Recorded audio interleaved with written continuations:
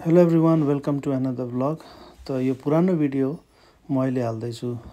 म जाँदैछु काम सकिसकेर नक्सलको छेउमा बेस्ट जग्गा जहाँ कि मटन पाउँछ थाली, त्यहाँ जाँदैछु। र यो मेरो गएको भिडियो हो। रेलको स्टेसन नक्सलबाडी रेल स्टेसनको छेउमा पर्छ र म टोटोमा जाँदैछु। र यो जग्गा ज्यादा टाढो छैन र लन्चको टाइममा यदि नक्सलबाडी हुनुहुन्छ भने तपाईँले यहाँ मटन खानेहरूले मटन नभए चिकन खाँदा हुन्छ, तर मटनको लागि चाहिँ यो फेमस छ।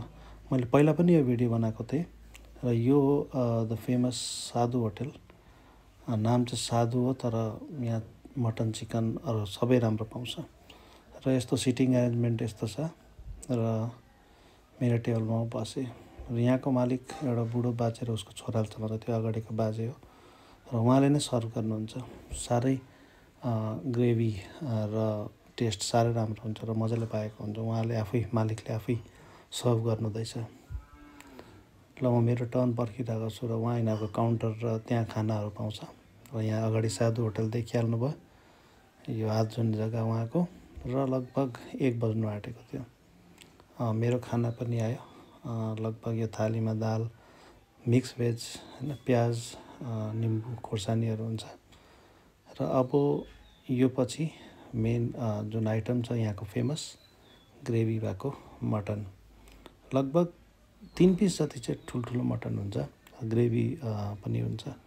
ग्रेभीसित चाहिँ खाँदा यो साह्रै नै टेस्टी हुन्छ र मान्छेहरूले यसलाई नै पुरा मन पराउँछ। र मैले पनि स्टार्ट गरेर मासु मजाले पाएको हुन्छ यिनीहरूको जहिले पनि मासु। र मासु काँचो हुँदैन र मजाले पाएको हुन्छ र फ्रेस मासु हुन्छ। यिनीहरूको डेलीको कस्टमर आउँछ र एक दिनमा जुन पाकेको हुन्छ त्यो सबै नै सकिन्छ र हरेक दिन यिनीहरूले फ्रेस मासु बनाउँछ। र यो मटन भात एकदमै फेमस छ। भात पनि थपेँ मैले ज्यादा मिठो भएर, र यो ग्रेभी अझै थपेर मजाले मासु भात मैले लन्च मेरो चाहिँ गरेँ।